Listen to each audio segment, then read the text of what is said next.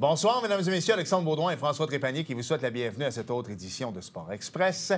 Salut François. Salut Alex. T'as aimé les All Orchard?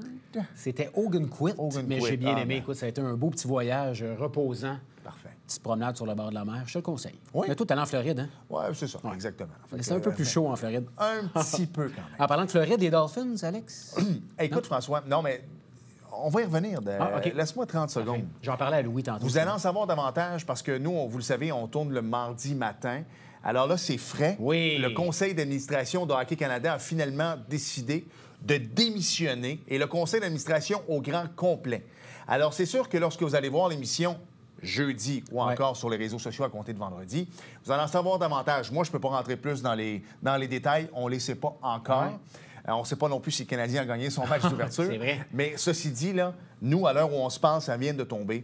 Le conseil d'administration de Hockey Canada qui a décidé... Et le directeur général. Hein? Oui, Scott quelque chose. Là. Bien important. Lui aussi a décidé, mais il s'est fait montrer la démission. Quelqu'un a décidé, je pense. J'ai bien l'impression. Non, je veux parler des Dolphins parce que Teddy Bridgewater, j'ai regardé en diagonale, là, dans la zone des buts, ça a été ce qu'on appelle en anglais un touchback. Ouais. On l'a envoyé aux douches et là, avec le nouveau protocole, ne pouvait pas revenir au jeu, mais lui a dit, écoutez, là, j'ai à peine tombé, là, puis tu sais, c'est quoi, on peut plus se relever tranquillement. Ouais.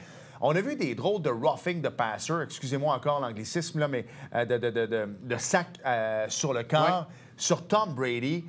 Hier, c'était sur Derek Carr ou c'était sur Patrick Mahomes? En tout cas, c'était dégueulasse. L'arbitrage dans la NFL, on critique beaucoup, là, hein? Mais c'est comprenable. C'est pas évident. Ouais. Hey, François, t'es allé voir Lisanne pratiquer. Toi, c'est fou, les images. Écoute, je suis allé au Parc olympique voir Lisanne en entraînement. C'était très impressionnant, Alex. On voit une image à l'écran présentement. Fou, écoute, aux 20 mètres, c'était quelque chose. Alors, c'est un privilège qu'on a eu d'aller dans les installations du Parc olympique. Et au début de l'été, ta femme a été faire de la lutte. François, on en parle cette semaine. Absolument, avec Éric Ouimet, le président de la Fédération montérégienne de lutte, qui est avec nous, un habitué de l'émission. Il y a beaucoup de beaux projets qui s'en viennent. Bienvenue à Sport Express.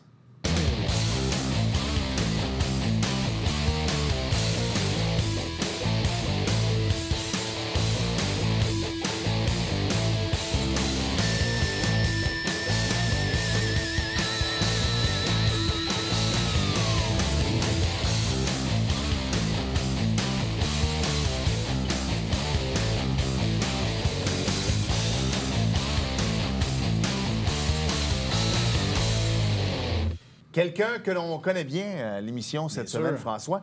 Tu as vu qu'il a amené du décor avec lui? Oui, c'est du beau décor, en plus. As-tu essayé de le lever? C'est lourd, pas à peu près. Ouais. Éric Ouimet est avec nous. Salut, Éric. Salut, les boys, ça va bien? Oui, ça va très bien, merci. Juste de même, parle-moi de ça avant qu'on parle de ton été, parce qu'il y a eu pas mal de choses qui se sont passées. Effectivement. C'est beau. D'abord, ce sont les ceintures par équipe. Tu l'as mis en anglais là-dessus. Tag team, c'est correct. Écoute, tu me disais hors d'onde, d'abord, moi, je trouvais ça excessivement lourd. Ouais. C'est très épais. Effectivement, un gros 4 mm de zinc. En temps normal, les ceintures, je te dirais, c'est à peu près 2 mm. OK. C'est du milieu de gamme, tout ça. Je vise tant pour du 4 pour pas que ça pète. Parce que c'est comme vous l'avez pris tantôt, c'est pas léger, hein? Ouais. Moi, ce qui me fascine, c'est que tout ce qu'on voit ici, Alex, t'étais pas là tantôt, on en jasait, c'est tout Éric qui a tout dessiné. Effectivement. Ce qu'on a sur la ceinture également. Oui, effectivement. J'aime bien designer mes propres affaires. Peut-être un peu un control freak à un certain point. Non, mais c'est l'image. C'est l'image, c'est notre branding, puis c'est quelque chose que j'ai à cœur, quelque chose de significatif. Je fais beaucoup de dualité, donc c'est pour ça qu'entre autres, 2 foo dogs, comme des gardiens protecteurs un peu, des trucs comme ça. On a travaillé fort pour créer des designs parce que je veux pas, c'est notre image, puis c'est ce qu'on va voir chez nos champions. Donc, il faut que ça soit hot, il faut que le branding fasse. Hey, quand on gagne une ceinture, je suis curieux, quand on gagne une ceinture comme ça, elle appartiendra pas au lutteur qui la gagne, mais est-ce que vous lui remettez une ceinture plus petite ou qu'il y ait un souvenir dans son salon devant ses enfants? J'ai déjà remporté... Dans les grosses ligues, ils le font. Okay. Je l'ai personnellement fait pour ma conjointe. Toutes les ceintures qu'elle a gagnées, j'ai fait des copies pour elle, pour garder un souvenir pour nos enfants puis tout ça. Mais c'est parce que ça revient cher aussi, veux pas. Et si tu changes les ceintures à quasiment tous les mois pour les nouveaux champions, le bill augmente. Fait que, même les laisser aux champions, avant, je le faisais. Là, je viens de revoir 2 de mes ceintures un peu maganées. J'aime pas ça. C'est comme une coupe Stanley, ça. Exactement. Fait que j'aime mieux la garder avec moi. dans mon case qui a fait peur à vos techniciens tantôt en arrivant. Ils pensaient que... Il ne faut qu'il arrive dans une école secondaire avec non, le case. Non, la police va arriver assez vite. On dirait, non, exact. Un case de, c'est ça, c'est carrément ça. C'est carrément ça, sauf que ça protège bien la ceinture. Oui, absolument. Et pour les gens qui se posent la question pendant qu'on est sur les ceintures, au niveau de la boxe, ben, si, par exemple, moi, je suis champion du monde et tu me bats, donc tu vas prendre ma ceinture l'instant d'être sur le ring, la séance photo et tout ça. À la fin, je repars avec ma ceinture et la WBF ou WBC, IBF va t'en refaire une autre qui vont t'envoyer par la poste. Donc, les champions mondiaux de boxe vont toujours avoir leur propre ceinture. Voilà. Puis, tu sais, souvent, on voit WBC, je pense qu'on voit Mohamed Ali et souvent, après ça, tu as ta photo à toi qui est à côté. Je veux que tu me parles de ton été parce que la dernière fois que tu es venu, on avait eu Stéphane Fallu. Après ça, tu étais venu. Avec Steph, on avait parlé de ce gala de lutte pour Posant. T'en as eu pas mal à Valleyfield également, Saint-Hyacinthe. Je sais que Lisanne, oui, je sais pas pourquoi je dis Lisanne en a fait un également avec Martin Vachon. Ça aussi, j'ai hâte que vous m'en parliez. J'étais là sur place. T'étais là sur place. Il y a eu du fun. Écoute, parle-moi un peu de ton été. Ça n'a pas arrêté. Ça n'a pas arrêté, effectivement. D'habitude, on prend l'été pour relaxer. Non, on a même été à Victoriaville pour l'Espoir agricole de Victo. Wow. Tu manges de la poutine un peu? J'ai pas eu le temps. Non, disons, quand on rentre quelque part, quand on va dans des villes, on arrive, on set up le ring, on relaxe un peu, on fait le show, on est brûlé, on repart. Ça ressemble à peu près à ça. Des belles vacances. Ça peut prendre combien de temps monter un ring? Bien organisé avec une bonne équipe rodée, 30 minutes. OK. Moi, je m'attendais un après-midi ou quelque chose. Non. Bien, quand ça gosse un peu, 2 heures. OK. Fait qu'on c'est dans 30 minutes puis 1h30, 2 heures. Nous autres, on donne... dans nos contrats, on laisse tout à 1h30 juste pour nous donner du lousse un peu. OK. Parce qu'il n'y a pas juste le ring, il y a le stage, il y a tout ça aussi à démonter. La technique, le restaurant, etc. Fait que ça roule. On n'a pas le choix. Parlons-en de l'été, justement. Il y a eu plusieurs galas qui ont été présentés. Ça a été un bel été pour vous autres? Oui, effectivement. On a aussi retourné au camping à Saint-Jean. Le monde a trippé. Camping des Cèdres? Oui, camping des Cèdres. Il y avait du monde en masse. On a eu notre show de fin de saison avec, justement, avec Lisanne et Martin, qui était quelque chose... On va en parler tantôt, ça, faut qu'on... moi, je veux qu'on... On peut en parler tout de suite? Non, parce que on vous va voulez. En parler, parce que je veux pas qu'on oublie. Là, toi, tu étais sur place. Comment ça marche? D'abord, parce que pour les gens qui ne savent pas, j'aime pas dire que c'est arrangé parce que c'est un vrai sport, on va se le dire. Mais comment tu fais la chorégraphie? Tiens, on va dire ça comme ça. Raconter l'histoire avec Martin, avec Lisanne. T'es prêt avant? Comment ça fonctionne? C'est un show. C'est une pièce de théâtre. C'est comme n'importe quoi. Je peux te garantir, oui, c'était arrangé, mais j'en connais un qui avait des étoiles dans les yeux puis il me disait, je capote l'expérience. Je suis pas un fan de lutte, mais en ce moment, je trippe ma vie. Ah, c'était fou. Moi, parce qu'il lit le script, dans le fond. On peut dire ça comme ça, effectivement, mais en même temps, tu peux pas faker la gravité. Tu sais, le monde aime ça dire le mot fake. Mais Lisanne a monté ça à 3, puis elle a sauté sur un gars. Elle a sauté dans les bras de quelqu'un, elle a volé dans les bras d'un des lutteurs. Écoute, c'était... J'espère qu'on peut voir les images à l'écran. J'imagine que tu vas les envoyer à André, notre monteur. Mais c'était spectaculaire, Alex. Et ça, j'en doute pas. Elle ne m'en avait pas parlé, alors je n'étais pas au courant. Et elle revenait quand même d'une commotion. Exact. Mais moi, j'ai trouvé moins drôle, celle-là. Non, moi, j'avais dit, tu prends ça relax. Là, tu reviens d'une commotion. Moi, je veux pas que tu fasses rien de fou. On voit que vous écoute, messieurs. J'ai essayé. Fail. J'ai essayé. Elle t'écoute, en tout cas.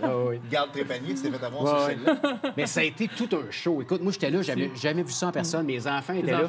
J'en ai un au début qui tripait un petit peu moins. Mais une fois qu'on peut leur expliquer, Victor, fais-toi-en pas, ils s'aiment quand même, c'est des amis, ils se font pas mal pour vrai. Bien là, les enfants embarquent de plus en plus. Mais au début, c'est sûr que tu as une crainte, quand tu n'as jamais assisté. Bien, écoute, moi, j'en reviens pas comment les gars et les femmes, c'est des athlètes qu'on retrouve sur les rings. Il faut le faire. Puis comme je vous dis, la gravité, ça pardonne pas. Des fois, le corps, tu dis, je suis capable de faire tel mouvement, telle prise. Oui, mais après 10 minutes de combat, à un moment donné, ton corps fait comme, ouf, ça me tente plus. Là. Les jambes sont un peu molles, le dos a de la misère, les épaules. Tu peux même te blesser en plein milieu d'un ring. Là. Ça arrive. Bon, à date, on est bien. On n'a pas de blessure, on fait attention. Je fais attention à mes boys. Moi, la seule chose que j'ai pas aimé, puis je vais passer un message aux gens qui le faisaient, c'est on a un animateur de lutte qui est là, qui est dynamique, qui se fait huer, qui s'est fait lancer de la bière. Il y a quelques lutteurs. Il y a toujours des gens qui ne viennent pas pour la bonne raison. Puis ça, je vais le déplorer parce que c'est hors de ton contrôle, malheureusement. Ça faisait pas partie du spectacle. Puis vous les avez avertis, puis vous leur avez laissé une chance. Mais maintenant, on a vu les gars de sécurité qui ont dit, vous deux, c'est dehors. Mais comment tu peux t'en prendre à l'animateur? Là, parce que dans le fond, parce que là, mettons que tu me le demanderas un jour, tout ça, je veux y aller. Mais eux autres, ils prennent ça vraiment à cœur à ce point-là. Bien, des fois, il y en a, c'est leur première fois. Fait qu'on a peut-être mal établi les règlements avec eux. D'ailleurs, pour la prochaine saison, la nouvelle saison, j'enregistre un message avec toutes les règles. Des fois, ils sont arrivés en retard quand on a expliqué les règles, parce qu'on explique toutes les règles au début. Parce que c'est tolérance zéro, on s'entend? Non, c'est ça, c'est exactement ça. Au-delà de ça, je savais pas qu'il fallait que tu expliques de ne pas lancer de la bière à l'animateur. Bien, apparemment, oui. Ben, en tout cas, à Saint-Jean, il faut le faire. Je suis surpris. Je te dirais. Ben, souvent, comme je te dis, c'est des nouveaux fans, des propriétaires de d'autres commerces qui sont un peu sous, puis qui chahutent, puis des trucs comme ça. Là. Parce que, tu sais, moi, honnêtement, je m'en fous un peu. On l'a vu au hockey dans la Ligue nord-américaine. On en a vu d'autres. Mais quand il y a des jeunes enfants, parce que c'est un show familial, de voir le monde lancer des... C'était moins agréable. Non, exact. Ça, mais c'est hors de notre contrôle. C'est ça, c'est hors de notre contrôle.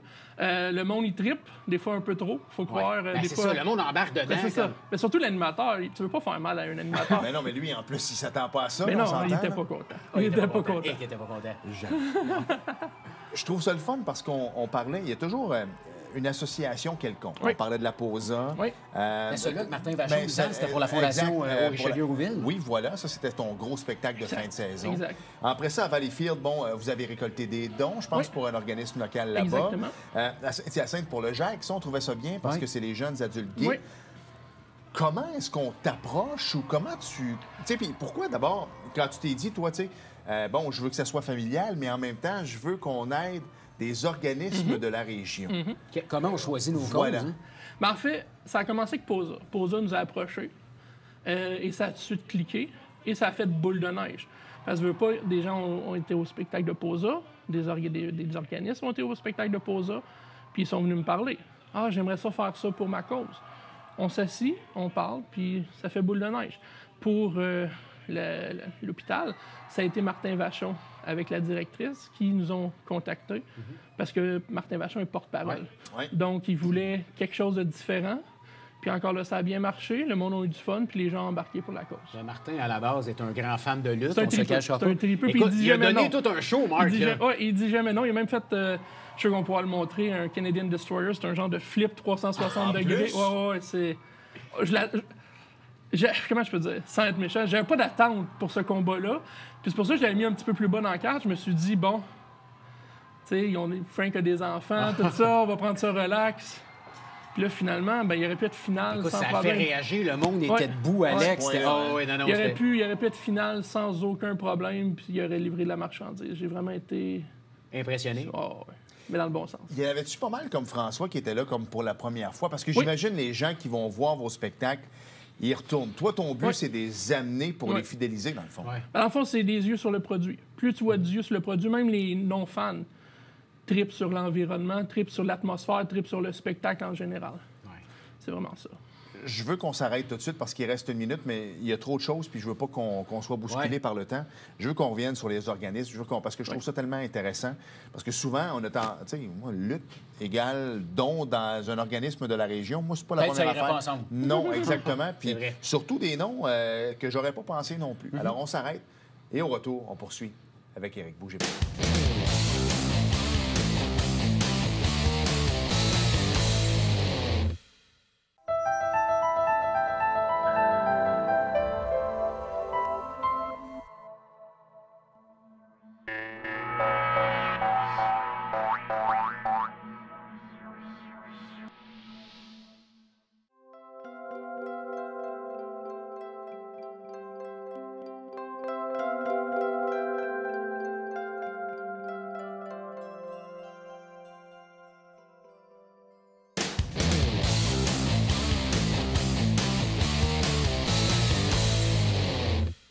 Nous sommes de retour à Sport Express et on en parlait avant la pause, François, à quel point on trouvait ça le fun que le FML, tu sais, dans le fond, vous vous associez avec des organismes de la région dans laquelle vous allez performer, que ce soit POSA ou encore des dons. À Valleyfield, vous avez donné à qui? À Jacques encore. À Jacques encore, c'est ça. Fait que dans le fond, les jeunes adultes gays, parce que, tu sais, à 44, bon, t'as quel âge? 42. Bon, 42. 43, est-ce que j'ai eu 43? Et tu sais, tabarouette.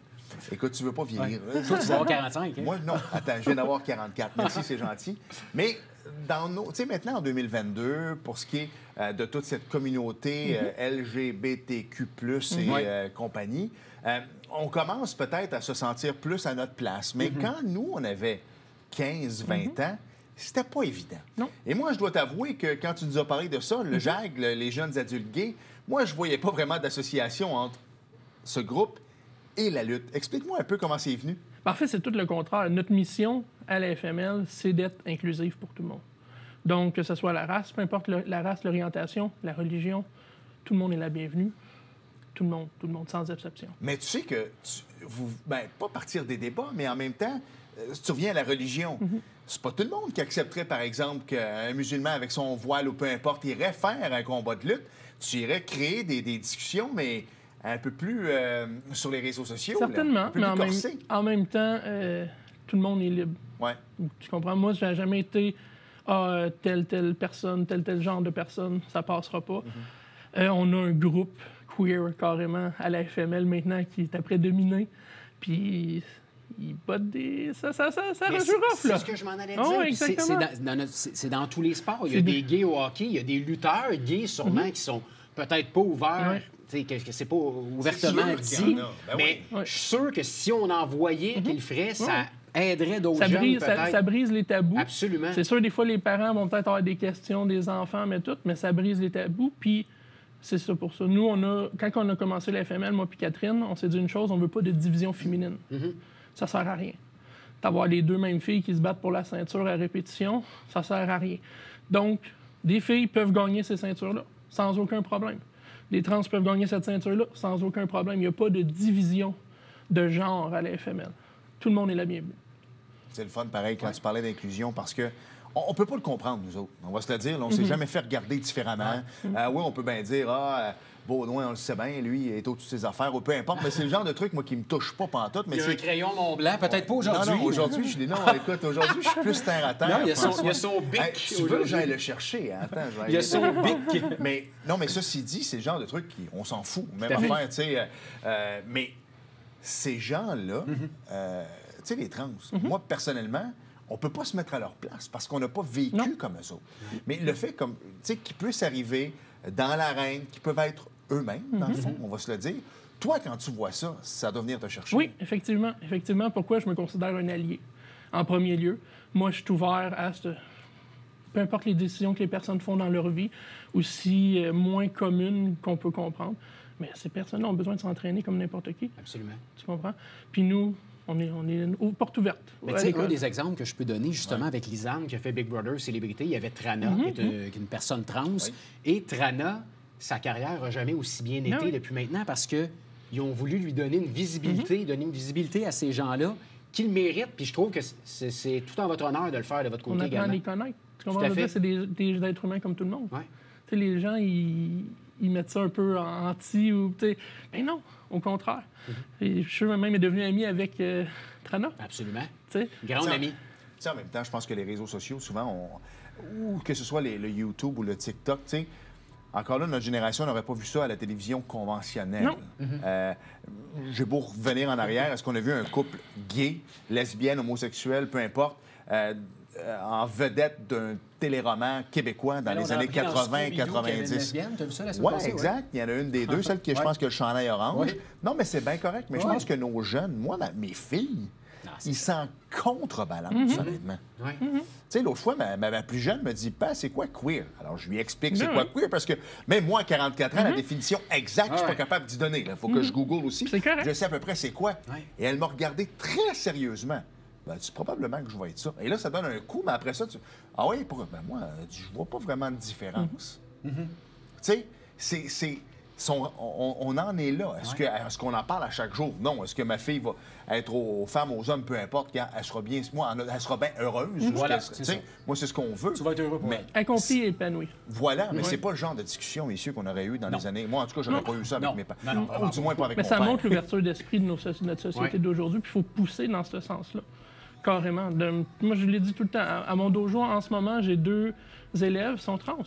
Puis c'est bien correct. Puis on met pas l'emphase là-dessus, puis ils s'entraînent comme tout le monde. Comment ça va, ces gens-là, à l'école? Justement, tu dois leur parler. Est-ce qu'ils sont bien vus, bien reçus, ou encore c'est vraiment, tu as besoin de jouer un rôle de psychologue aussi quand ils arrivent le soir? Bien, c'est sûr, à la base, des fois, c'est certains, quand ils font la transition, c'est l'image que les gens vont faire des autres à la sortie. T'sais, exemple, ils m'ont déjà vu en homme.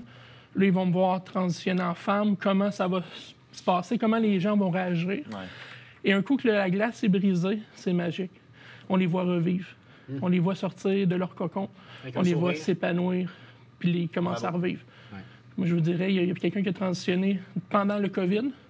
La personne avait lutté. Elle avait lutté. Fait que là, on n'a pas vu vraiment pendant 2 ans. Là. Exact. Elle avait lutté en tant qu'homme avant le COVID. Elle avait sorti un des meilleurs matchs qu'on avait jamais vu. Pendant le COVID, elle a transitionné. Le retour, elle avait peur. C'est normal. On s'est assis, on a jasé. Finalement, on a fait ça dans les règles de l'art. Puis elle est revenue, puis épanouie. Puis elle a du fun, puis elle tripe. En tout cas, bravo pour ça. Mais là, je veux parler de ce qui s'en vient parce qu'il ne reste pas beaucoup de temps. Ouais. Mon vieux Saint-Jean, la nuit, événement très attendu ce samedi. Dans la rue, ça? Oui, dans la rue. Effectivement, sur le boulevard Richelieu. Juste en face de vous autres. Là, le ring, en ce moment, il dort là. En face du bistrot, il va passer. Oui, c'est ça, juste là. Hein. Exactement. On y attend au moins 32 000 personnes. Donc, ça fait du monde. À la messe. Ça fait du monde à la messe, effectivement. Qu'est-ce que vous allez offrir? Des démonstrations? On a 6 combats de lutte. C'est gratuit? Oui, c'est totalement gratuit. Un combat à l'heure. Puis, mais tu sais qu'il va y avoir du monde là. Parce qu'à la base, ils ne s'attendaient peut-être pas à aller voir un match de lutte, mais là, quand ils vont voir votre c'est des yeux sur le produit. Des yeux sur le produit, exactement. Moi, j'ai pour mon dire, même si tu n'es pas fan de lutte, les yeux sur le produit, ça donne de l'intérêt. Ça fait jaser. Puis voilà. C'est bon, le marketing, pareil. Hey, tu nous disais tantôt que maintenant, tu travailles pour POSA. Oui, effectivement. Je suis animateur avec les jeunes POSA. Le programme Pause 13, c'est porte ouverte sur l'emploi. Donc, ce qu'on fait, c'est qu'on prend des jeunes de la DPJ qui ont des difficultés, puis un peu comme un gros cours d'économie familiale de luxe, là. Et pas que j'aurais pas pu faire ça. Puis on leur montre la vie en général. On s'en va voir des musées. On s'en va faire des stages en entreprise, etc. Ben oui, on les voit évoluer du début du groupe. Sont fermés, ils ont des difficultés. Jusqu'à la fin du groupe, tu les vois s'épanouir comme des petits papillons. Vous aviez ramassé des fonds pour POSA, justement, pour la maison Stéphane Fallu. Steph était venu, tu l'as dit. On en est rendu où avec le projet de la maison Stéphane Fallu? La maison Stéphane Fallu est ouverte en ce moment. Donc, ça va super bien. On parle maintenant peut-être de plan d'expansion parce que là, on a 6 jeunes, c'est des gars, mais là, on va peut-être ouvrir une division filles. Aussi, peut-être rajouter des étages. Je sais que la semaine passée, on construisait le gym. Donc, il y a un beau gym dans le garage, des beaux projets. Wow. C'est pas fini. Tu parlais que tu t'impliques avec les jeunes maintenant. On s'entend que souvent, c'est peut-être nous autres qui ne veulent pas les écouter, mais c'est fou comment ils ont des choses à dire, comment ils veulent apprendre. Hein? Oui. Tu parlais d'aller dans un musée. Souvent, les gens je n'irai pas avec un enfant de 15 ans dans un musée. Non, au contraire. C'est tout le contraire. C'est tout le contraire. Ils triplent leur vie. Ils veulent apprendre. Ils ont des questions sans arrêt. Puis c'est tout le temps des bonnes questions pertinentes. Il n'y a pas de mauvaises questions avec des jeunes comme ça. Fait qu'ils se donnent la peine de poser des questions, on va se donner la peine de répondre. Je veux pas, tu dois te faire poser des questions sur la lutte un peu. Oui, mais il y en a justement qui veulent faire des trainings, veulent commencer. Ça leur donne aussi des motivations. Tu sais, justement, un jeune qui n'aime pas s'entraîner forcément, qui n'aime pas faire de karaté, jouer au hockey, tout ça, ça prend des alternatives. Ouais. Puis justement, j'en ai au moins 2 qui veulent venir s'entraîner à l'école. C'est pas le but de moi en tant qu'animateur d'être là-bas, mais si ça leur donne une passion puis leur donne le goût de se mettre en forme, puis d'arrêter de consommer ou des trucs comme ça, on est là pour ça. C'est ça l'affaire, c'est qu'on veut qu'ils arrêtent de... Tu sais, à un moment donné, tout le temps, plus tu fais du sport, plus tu t'impliques, peu importe dans la lutte. Tu disais les musées, à un moment donné, tu découvres ta passion, ben tu traînes moins le soir dans le stationnement du McDo du Tim. On s'entend là-dessus. Des trucs comme ça, effectivement. C'est justement ça qu'on crée, on leur crée des passions. Puis à date, ça marche très bien. Comme je te dis, il y en a 2 par hasard, c'est de la lutte. Mais c'est ça qu'on fait aussi à l'école. Ma femme pourrait vous en parler plus. Là, mais la mission, c'est justement d'aider les jeunes. On est après à vérifier peut-être pour avoir des bourses d'études. Donc, exemple, des jeunes en difficulté, il y aurait 1 an de cours payés, de l'équipement payé pour les protège-genoux, des souliers, etc. On est après travailler des affaires comme ça pour voir que le gouvernement, pour avoir des subventions, qui sait que... qui même me suivent, comme on dit. Là, ça peut-être, il reste 2 minutes, je veux parler des galas qui s'en viennent, mais ça va peut-être sonner une cloche dans la tête de jeunes ou de parents qui nous regardent. Moi, j'aimerais ça essayer la lutte. Vous offrez des cours? Certainement. Certainement. On a l'Académie de lutte spectacle du Québec, dont ma femme Catherine est la présidente. Donc, c'est un organisme à but non lucratif. Donc, nous, c'est seulement 99 $ par mois. Pour faire du sport, là, ça ne coûte rien en 2022. Là. C'est rien. Puis, on offre 3 à 4 cours semaine. Accès aux installations, au ring. Iberville, dans le sous-sol de l'église Saint-Noël-Chebanel, c'est là qu'on est en ce moment. Et voilà, 4 fois semaine, juste 99 par mois. C'est hot. Puis on a bien du monde qui veut le triper. Ben, il y en a une qui est venue s'entraîner pour son combat. Absolument. Après moi, elle va peut-être retourner c'est ce qu'on m'a dit. On m'a dit ça. Là, fait que fallait que tu viennes pour ça, Alex. Là. Non, mais je vais y aller. Je pense que votre prochain fin de saison, l'an prochain, ça va me faire plaisir. Parce que là, pendant l'hiver, les samedis, dimanches, je suis un peu occupé. Là, il y a des gars qui s'en viennent. C'est ce que j'allais dire. Là, ça va se gagner, tout ça. Oui, exactement. Les ceintures par équipe sont en jeu le 29 octobre à Saint-Hyacinthe. Donc, nos premiers champions vont être couronnés. Juste avant le 22 octobre, on a un petit spectacle de l'école. Donc, pour permettre à nos jeunes, justement, élèves de lutter devant public. On fait des petits spectacles, c'est 10 $ par personne, ça coûte rien. Tu as accès à un petit resto, rien de fou. C'est peut-être 100 personnes, mais c'est vraiment juste pour pratiquer que les jeunes aident devant la foule pour devenir meilleurs. Après ça, on a le 5 novembre à la boîte. Ça, c'est un spectacle plus grosse échelle. La finale est Freddy Crow contre Akira pour la ceinture frisson. On a des rumeurs qu'il y aurait peut-être des gros noms surprises, mais qu'on peut pas en parler, effectivement. Des gros noms connus, là. Ouais, connus. Des lettres de l'alphabet, des choses comme ça. Peut-être, mais on peut pas en parler. Puis après ça, on s'en retourne, on va commencer à Saint-Hubert pour le deck hockey Boucherville. Ça, c'est des contrats, c'est des locations de ring qu'on fait. Et on retourne à Valleyfield le 3 décembre. Et on va vérifier entre-temps, faire des petits spectacles dojo, d'école, à gauche, à droite, pour que nos lutteurs, nos recrues puissent lutter devant le public. Le temps des fêtes va arriver pour recommencer en 2023. Exactement. Hey, lâche pas ta passion. Merci de t'impliquer avec les jeunes également, Éric. Merci beaucoup. On invite les gens à aller vous encourager. Merci. On s'arrête. Et au retour, tu sais pas ce que j'ai fait en fin de semaine? Tu n'as pas regardé le NASCAR? Les 2 derniers tours. Tu as dormi? Ben non.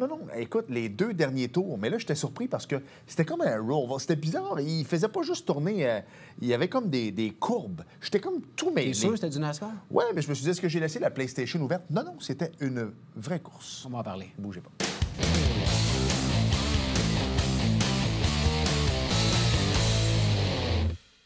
Nous sommes de retour à Sport Express et Alex, je sais que tu es déçu. Il reste seulement 30 secondes pour parler de NASCAR. Écoute, juste en passant, t'en parlais, je suis allé chercher M. Montblanc. Ah oui, Montblanc. Alors, pour je te laisse, fais attention. Oh my God. Donc, c'est Christopher Bell, je vais donner qui a terminé. Oui, oui. Donc, Christopher Bell a terminé premier, Kevin Harvick deuxième et Kyle Busch troisième. A.J. Allmendinger a terminé quatrième. J'ai écouté la fin de la course, François. Qu'est-ce qui s'est passé? Honnêtement, c'était bien. Ben, tout le monde se rentrait dedans parce qu'ils ont de la misère. Les autres sont allés chercher leur permis de conduire dans une boîte de Cracker Jack. Mais ceci dit, c'était quand même bien. Hey, François, attends, j'avais une blague. Faut que je te conte ça. Prochaine course, Qu'est-ce qu'un QI de 100 et une dentition complète? C'est beau? La ligne de départ de NASCAR. J'adore. La prochaine course, vérifiez sur les internets. Merci, François. Merci, Alex. Merci à vous d'avoir été là. Et à la semaine prochaine. Salut. Bye.